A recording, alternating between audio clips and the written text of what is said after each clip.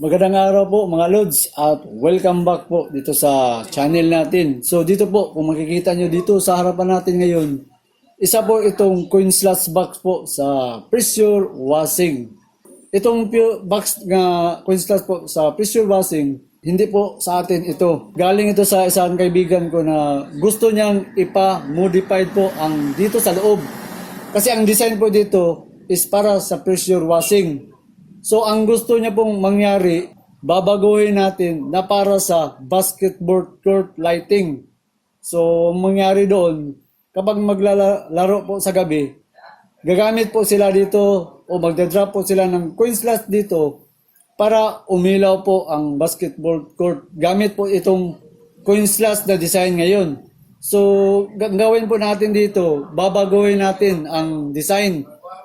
So para makita nyo po, ito yung harapan. Ang nakadesign sa coin slot, ito yung multiple coin slot na type na bago. Pwede mong ilagyan ng piso, 5 at saka G's. So depende na po sa mayari yung setting niya. Basta yung gusto niya, babaguhin natin. Kasi nakita niya yung video natin na ginawa natin yung sa tennis court, lighting tennis court. Pero magkapareho po yun sa gagawin natin na basketball court. So dito po ang harapan. Dito sa likod naman ang pagpa-pull out sa coin. So bubuksan natin para makita natin itong laman sa loob, yung design nila. Titingnan natin. Yan. So yan po ang nasa likod. So yan, makikita ba? So medyo madilim. So ang mangyayari po dito, ang design nila po nasa ilalim. So baliktarin natin para makita natin. So yan, makikita ba? Ayan, nasa ilalim ang design, nakaganon. Nasa baba, so medyo ipalapit pa natin ang camera. So ayan po mga Lods, ang design sa coin slot design sa pressure washing. So marami pong design. Ito, sa kanila po na design ito. So ang sa atin, iba rin. Pero titingnan natin kung masundan ba natin yung mga design nila sa coin slots para sa pressure washing. So dito po, makikita nyo, ito yung power supply nila. So ang power supply, itong red, makikita natin ang red. Kung makikita mo ang red, ito yung patungo sa 220 na linya. Yung sakit para sa box natin. Tapos itong blue, nakikita mo, ito po ay para sa 12 volts. So ang design nila sa transformer dito, naka AC, DC, 12 volts. Dalawa lang po ang wire. Tapos hindi po sila gumagamit ng capacitor at saka rectifier diode. So ibig sabihin dito na design, non-polarized po ito ang gamit nila. Yung DC dito, naka-direct po siya dito. So makita itong wiring na blue, dinugtong nila para i-supply dito sa timer. So makikita nyo, ito po ang supply na 12 volts. So ang wire na brown black, galing po yan dito sa blue. Itong blue dalawa. So naka non-polarized. So ito, yun ang design nila. Tapos dito sa loob, tinanggal nila yung electronics relay nasa loob. May ipapakita muna ako sa inyo para kasi hindi ito yung original. So ito po ang timer. Ang timer po, ito yung ginagamit na electronics relay. Ito yung klase. Ang ginawa nila noon, tinanggal nila, pinalitan nila ng power relay. So sa power relay, alam natin yun kasi may mga vlog tayo dito kung paano gagamitin. Tapos kung makikita mo, yung wire po, ginampin nila dito at saka dito. Kasi ang rated po dito, makikita na natin, nasa 5 ampere lang ang rated. So para tumaas po yung rated dito, ang ginawa nila, ginampin na yung sa kabila na linya. Kasi makikita naman natin, it leads out ito. So kapareho po ito sa demo natin. So ginampin nila dito, so magiging 10 ampere na po ito. So yun ang ginawa nila. Tapos, ang cutting po dito sa ginawa nila na wire, ito, dalawang nakalagay na normally cross, normally open. Nakalagay po ito sa normally open. Nakatapping lang, napakasimple lang po mga Lods. Itong linya, tingnan mo, dumaan po siya sa outlet. Dumaan siya sa outlet, pumasok siya dito. Ang labas niya dito, ito, itim. Ang itim po, nakatapping lang siya dito sa outlet, sa plug. Ito, nakatapping lang siya. Ibig sabihin ito, itong line 1, ito yung line 2. So nakatapping lang ang connection sa power relay. Tapos ang isang wire, pumasok sa outlet. Tapos ang isang wire sa outlet, pumasok dito sa kabilang linya na line 1 o sabihin natin line 1 at saka line 2. So ganoon na po. Kapag nilagyan mo ito ng coins, pag drop sa coin, a-activate po dito ang timer. So, ikukuman niya dito. Tapos ito, nasusuplayan po ito. Dalawa, may makikita kang maliit na wire ito. Ito, at saka ito, yung puti. Ito, yung puti. At saka itong gray. Supply po ito na 12 volts. Nakadirect yan sa timer. Yun ang modified nila. Tinanggal nila yung electronics relay. So, kung makikita mo sa baba, wala na pong ibang wire na makikita. Wala na. Ito lang sakit na para sa coin, pinasok na dito. Tapos supply.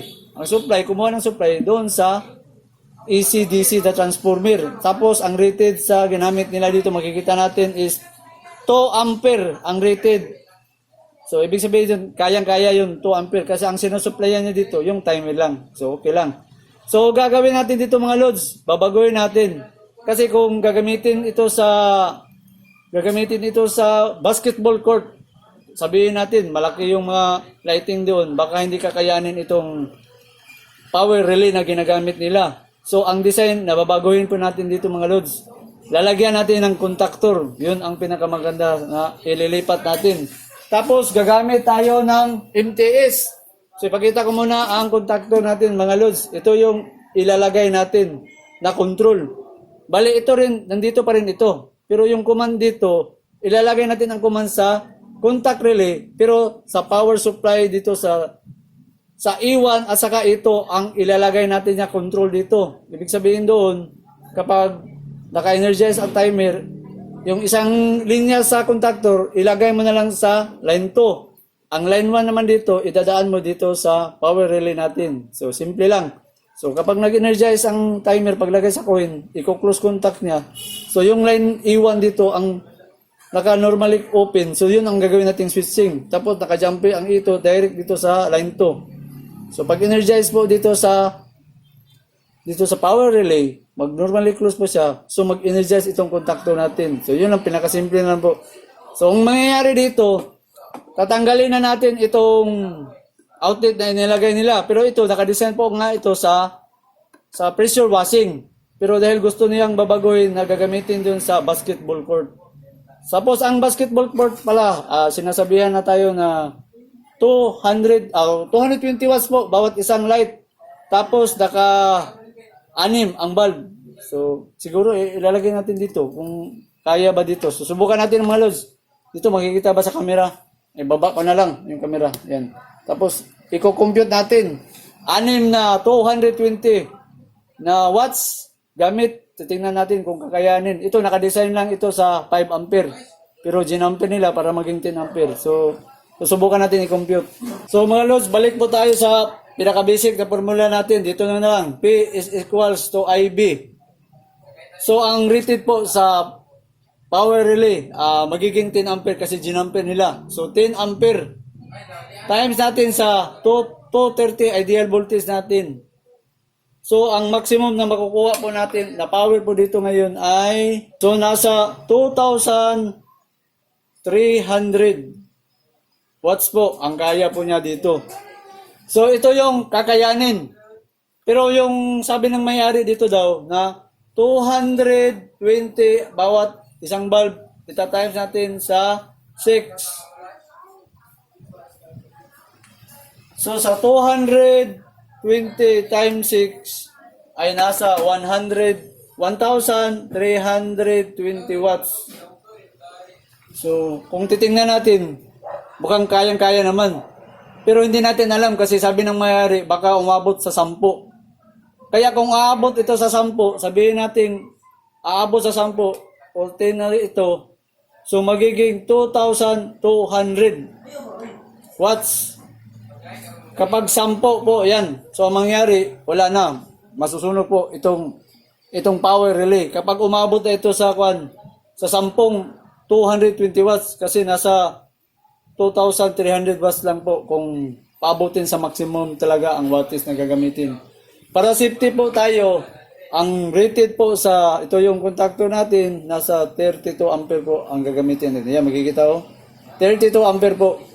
Ito yung pinaka-safety na dadaan tapos 2 linya ang nakakat off dito. Compare dito na isa lang ang linya kinakat off. So, paano ba kung i-erase mo na natin? Ngayon po, subukan natin sa 32 kasi yun ang rated sa contactor. So 32 ampere times natin sa 230 volts. So meron po tayong makukuha na, so may wattage na kaya siya na 7,360. So yun ang maximum. Pero yung power factor natin para sa safety po, dapat ang gamitin lang natin dito is nasa 80% na po ang gagamitin natin.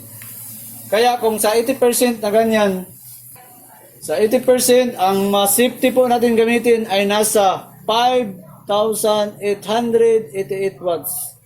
So ito yung pinakamaganda. Ito yung pinaka-safety na gamitin. Nasa 5,880. So nasa 5.8 kilowatt po. O yan, ito yung pinaka-safety. Para in case po na magdagdag po ang basketball o papalitan nilang mataas ng pirahe o wattage na ilaw, kayang-kaya, mas safe po itong klase. Kung itong contactor po ang ilalagay natin. So ngayon, paano ba natin ito i-connect diyan sa design? Dito po sa loob, babaguhin natin yung design. Makikita ba nakaganyan? So gagawin po natin ito. Una, itong wire naka-number 16 na po ang wire. So ang wire na ipapalit po natin, ito po ang klase na wire na ipapalit na natin. So pakita ko muna. Ito po ay naka-number, yan po mga loads, yan makikita, naka 3.5. So number 12 po ang ipapalit natin para mas lalo pong mataas ang capacity sa wire. Kasi ang ginamit lang dito is nasa number 16 lang po dito na flat cord. So ito yung ipapalit natin na number 12. So tatanggalin natin ito. Tapos ang outlet po, hindi natin kailangan ng outlet kasi ang design dito, naka-direct po ito sa circuit breaker na design. So tatanggalin po natin ang outlet natin. So puputulin na lang natin. So ano bang mangyari? So ang gagawin natin, puputulin na lang natin dito. So ibalik natin ito sa posisyon. So yan po, pinutol na natin. So itong kulay red na pinutol natin, ito yan, kalapit natin ito. Supply po ito sa 220. Yan, pinutol natin. Tapos ito, tatanggalin natin itong, so putulin na natin ito. Ito, putulin natin. So ito, magagamit natin itong connectors. Ito yung i-connect natin sa contactor. Ang normally open, normally close. Dalawa pong linya ito. Putulin natin ito. Yan, putol na. So yan po mga lods. So itong wire dito, ito yung i-connect natin sa holding coil sa contactor na ikukuma natin. O yan. So itong dalawang wire, magagamit natin ito. Dito po dadaan ang isang linya sa holding coil sa E1. Depende sa E1 o ito sa holding coil. Yan, magagamit natin kasi normally open po ito. Kapag nalagyan ng coin, normally close po ito. O yan. Tapos ito, hindi na natin gagamitin ito. Tatanggalin natin itong yan, flat cord, papalitan natin ng malaking wire. So, tatanggalin na natin. Yan. Kukunin natin itong outlet. Wala nang outlet. Itong dalawa dito na pula, ito yung para sa 220. Yan, yung dalawa. Tapos, yung blue, yan, okay na itong blue. Ito yung connection para dito sa supply sa timer. Ito makikita. So, yan, makikita naman po mga loads. So, yan. So, gagawin natin, diagram tayo. So, ito yung design natin mga loads. Ito ang MTS. So, ito po ang MTS, the manual transfer switch. At ito naman ang M diyan, makikita, magnetic contactor. So, yung design dito na makikita mo, ito ang load side. Makikita mo, dito po makikita sa MTS. Dalawa lang po ang linya sa MTS. Ito walang butas po yan. Ito meron. Dito ilalagay yung lines. Load side na nakalagay. Sa ilalim naman po dito, mayroong 4 po na wire na lalagyan. So kaya 4 na sa baba. So dito sa taas, kapag ipos mo itong MTS natin sa taas, nakakonektado po siya dito. Kapag isenter natin, naka-off, at ibaba natin ang MTS, kukonektado po siya dito sa baba. Yan dito. So yung design natin, makikita anong pangyari dito. Kapag i-post natin ito pataas, ang mangyari po dito sa connection sa magnetic contactor at saka sa load side, automatic pong kukonektado ang galing sa line side, automatic po siyang magkukonek dito sa MTS. Ang load side, ito yung para sa ilaw natin sa basketball court na linya. Ang line side, yun po ang breaker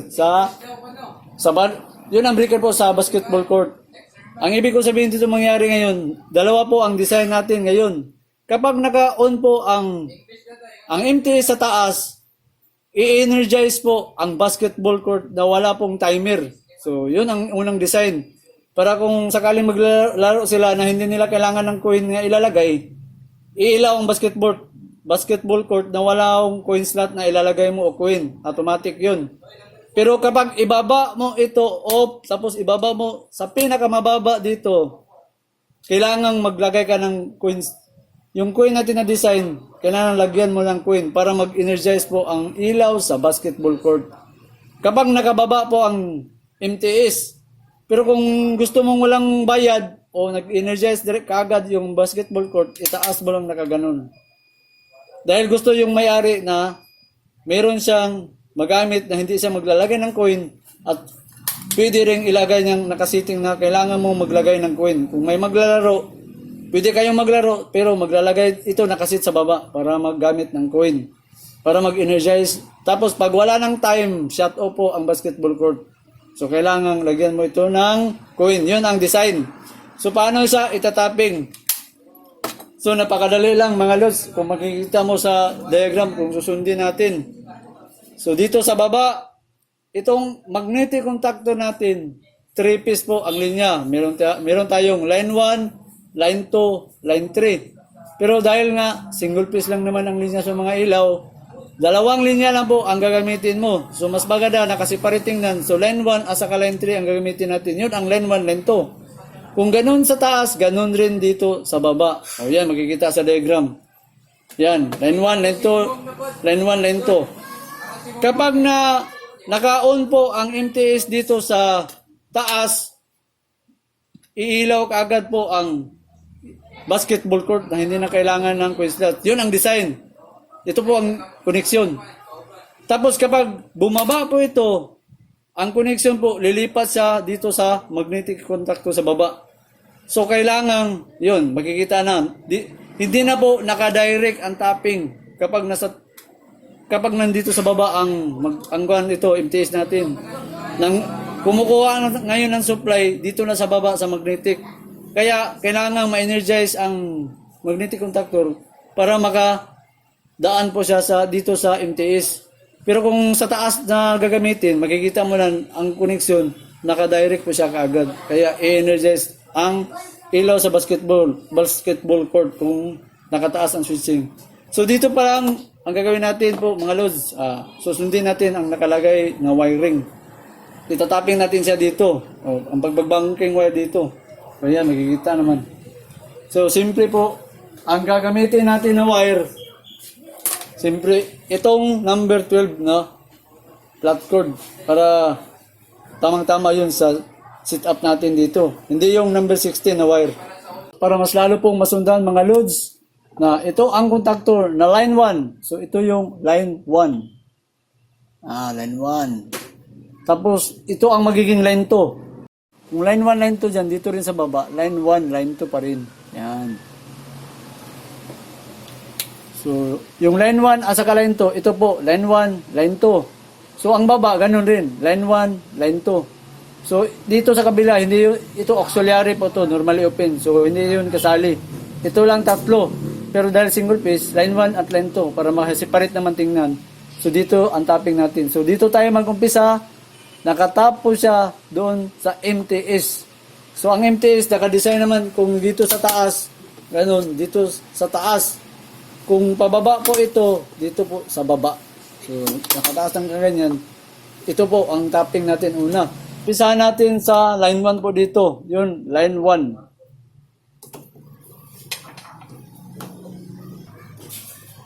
Ang line 1 po ay nakakonektado po siya. Dito lang natin sa kilir ipadaan para hindi siya magulo. Dito.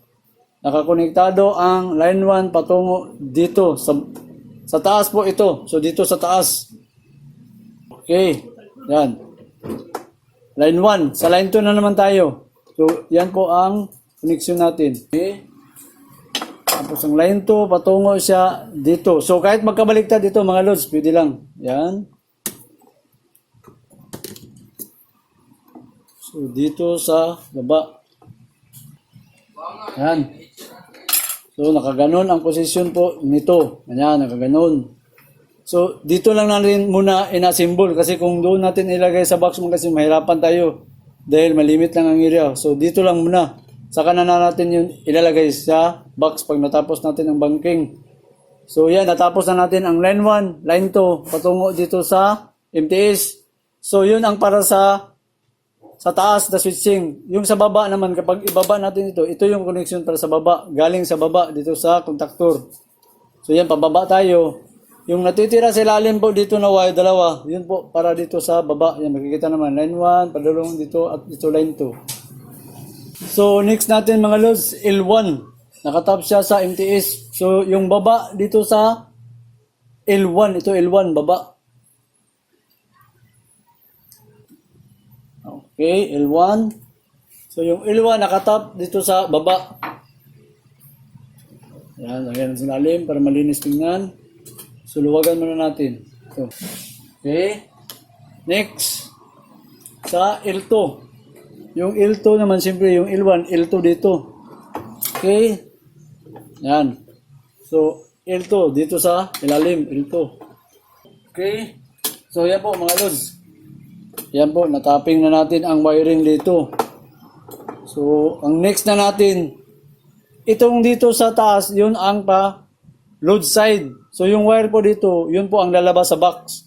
Kasi doon yun itataping sa labas sa basketball court, yun sa line side. Ito naman dito sa, yung makita mo, na line side, lalabas rin po ang wire dito para doon sa labas sa box, para sa line side. Para doon po to sa breaker sa basketball court.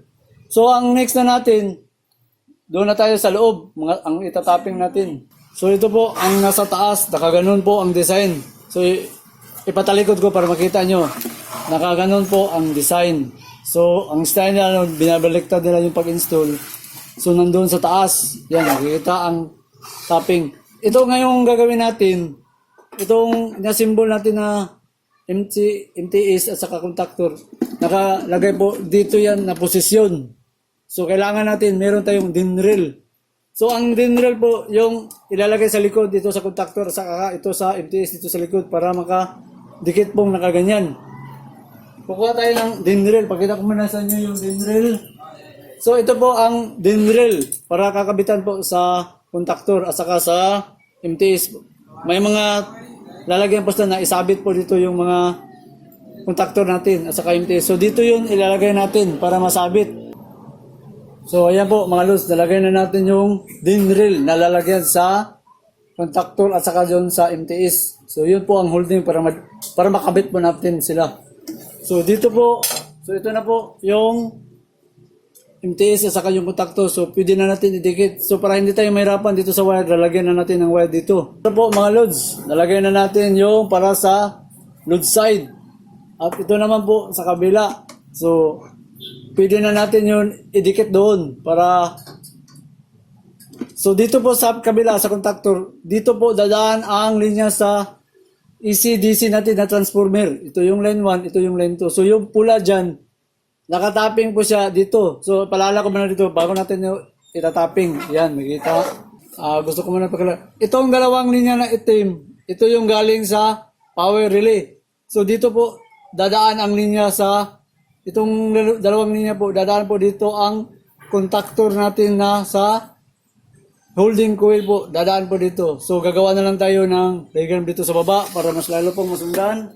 So, dito na lang natin nilagay sa baba yung diagram.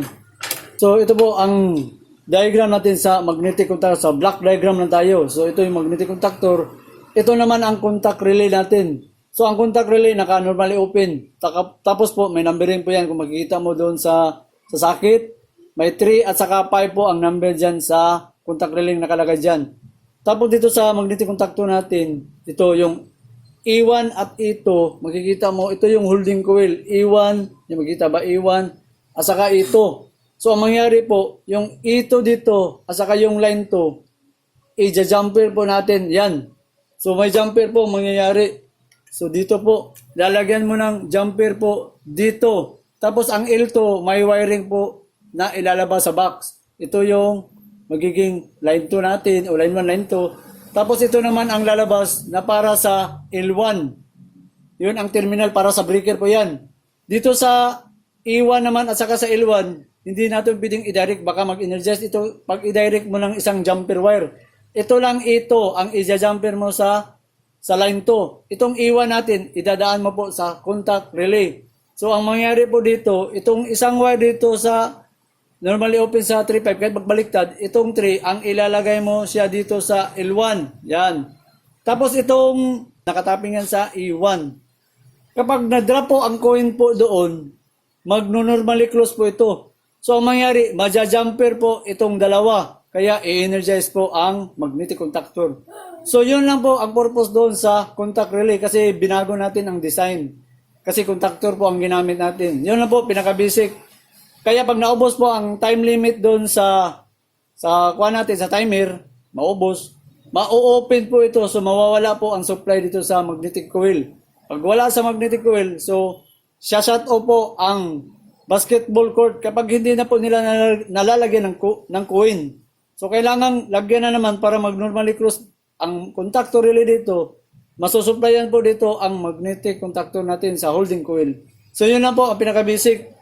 So ang gagawin natin, itong magnetic contactor, jumper po tayo sa ito dito at saka sa line 2 natin. So ito ang wire, jumper tayo. So yan po, natapping na natin. Pinakita ko sa inyo yung jumper sa ito at saka sa line 2. Dito yan magtatapping sa E1 at saka dito sa L1. Pag na-jumper niya dito, i-energize po ang contactor. Yun ang purpose dito sa power relay natin. Tapos yung sinabi ko na supply, itong dalawang pula, tatapping yan dito sa line side para mag-energize po itong, kasi yun, magkukuha yung supply yung 220 po ito. Yung pula, tapos yung blue para sa 12 volts dito sa timer natin. So gagawin natin, baliktarin na naman natin to. So gagawin natin para hindi na tayo mahirapan sa paglalagay dun sa box. Lalagyan na natin ng wire, itong contact relay na 3.5 dito sa E1 at saka sa L1. Lalagyan na natin ng wire. Saka itong wire extension na lang ito para itapin na natin ito sa power relay natin. So ayan po mga lods. So makita mo itong dalawang wire. Yung dalawang wire doon po itataping ito sa contact relay natin. So sa baliktad na paraan, so ilalagay na natin siya dito. So wala kayong gagawin dito, ipupus lang natin. Yan, nataping na. Tapos yung isa sa kabila dito.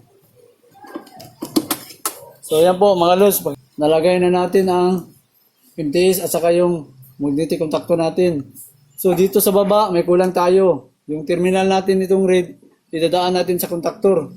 Itong supply sa power supply natin sa timer, yung AC DC na transformer, yung pula dito, nakatap lang yan dito sa contactor natin dito, at saka yung isang red dito. Tapos yung dalawang black na ginamper na natin sa E1 at saka L1, ito po yun. Ito natin tapping.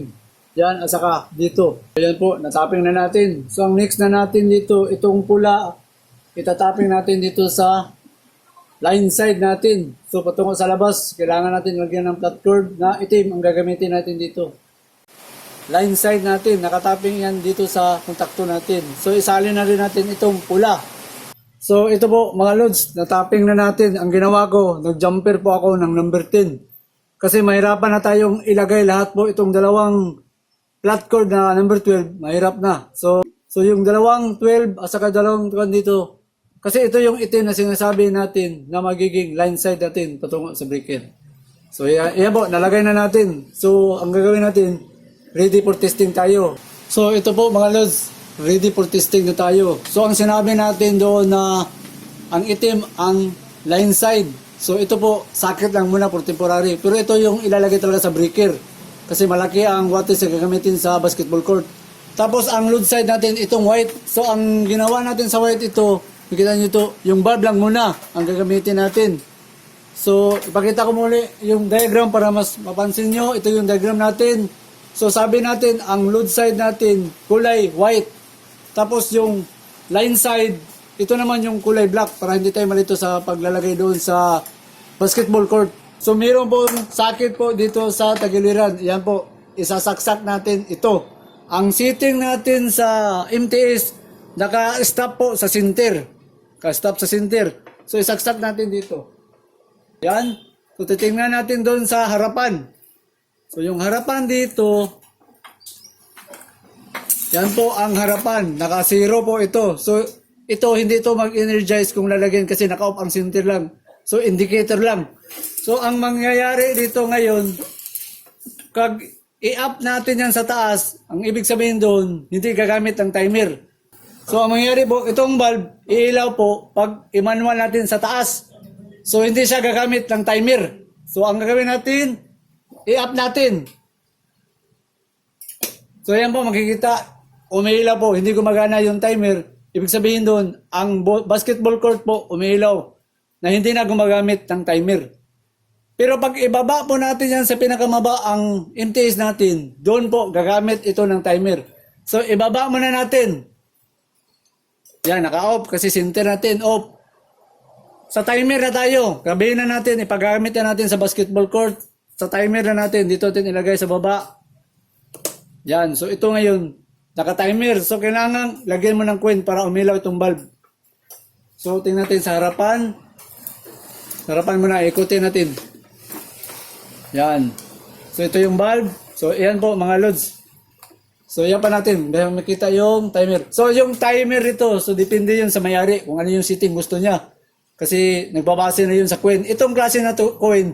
Pwede itong bumasa ng piso, 5 at saka G's. So ang sample lang natin. Yung piso. Yung bulb. Makikita ba yung bulb? Yan. Hawakan ko na lang. Yung bulb. So the-drop tayo. So piso. Tingnan natin piso. So nakasetting to sa 2 minutes.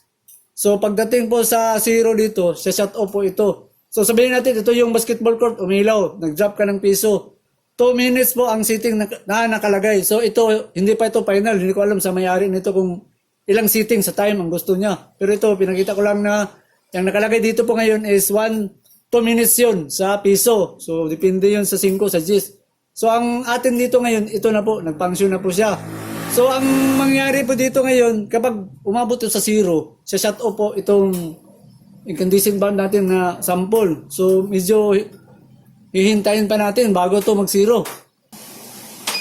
So, mag-warning po siya pagdating po sa itong klase mga timer. Pag umabot po sa 59 seconds po, mag-warning po siya.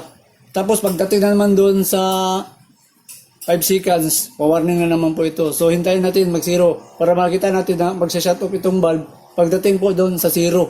So, 5 seconds, warning. Ayan, warning, 5 seconds. So, dapat 0, shut off ito. O, yan po mga lods. Kapag hindi na malalagyan ng coin, shut off. So, ibalik muna natin sa likod para makita yung program natin.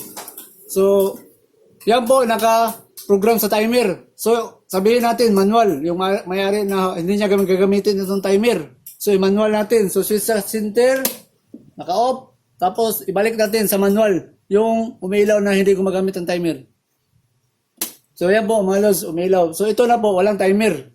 Sabihin natin, yung mayari maglalaro sa basketball, pwede niyang i-shut off sa taas para walang timer. Tapos, pag i-off niya dito sa center, yan, off. Kapag ibaba niya po ito, so yun na po, maglalagay ka ng coin para muli siya pong activate itong bulb natin. So, ayan po mga kalads. Ito po, may nagawa na po tayo nito. Tennis Discord po yun. Pero magkapareho lang po ang design. Ito, ang advantage lang dito, ginamitan na natin ng manual switch na MTS po dito. Pero ito po, depende rin sa design. Kasi pwede rin naman gamitan ng switch dahil hindi kahit gumamit ng MTS. Pero ito, MTS po ang design. Kasi gagamitin po ito dito sa isang basketball court na design. So, sa mga kalodi natin, kung gusto nyo malaman paano po ang pag-program po dito, meron na po tayong video na ginawa nito. So, ilalagay ko na lang doon sa taas para may maklik po kayo na paano gumawa po ng ganitong coin slots sa basketball court o tennis court.